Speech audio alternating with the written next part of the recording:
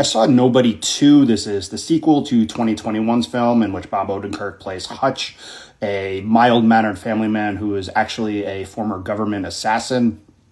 Returning from the original, Connie Nielsen, Christopher Lloyd, and RZA.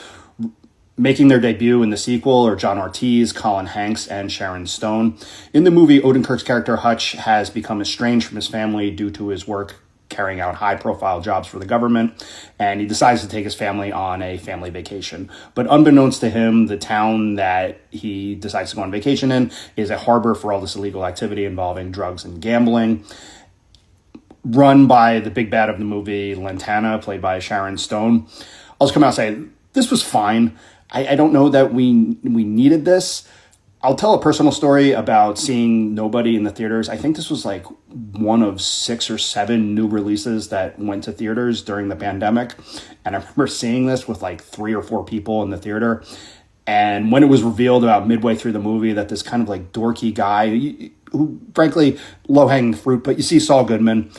And midway through the movie, he's revealed as this John Wick character. And it's like, oh, I remember that was like one of the very few times during that very weird time in world history where things felt normal. And so I have a very soft spot in my heart for the original. This was just kind of unnecessary. And let's just be real, this is going to be streaming in a couple weeks probably. So unless you're like dying to see Colin Hanks as a corrupt sheriff on the big screen, you could probably just wait. There were some cool kills in this. There's the end action sequence is in an amusement park. There's a lot of one-liners and explosions, and that's cool. Sharon Stone, it was good to see her on the screen. I'm not really sure what she was doing here as the villain.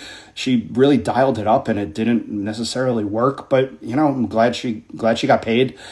Otherwise, yeah, this was an unnecessary sequel. I don't regret seeing it, but it's nothing I'm going to be thinking about. I'm probably going to forget about this movie by the end of the weekend. If you're dying for a theater trip, go see it. Otherwise, yeah, this will be streaming in a month. I'm going to give this a 6.7 out of 10, and this is in theaters now.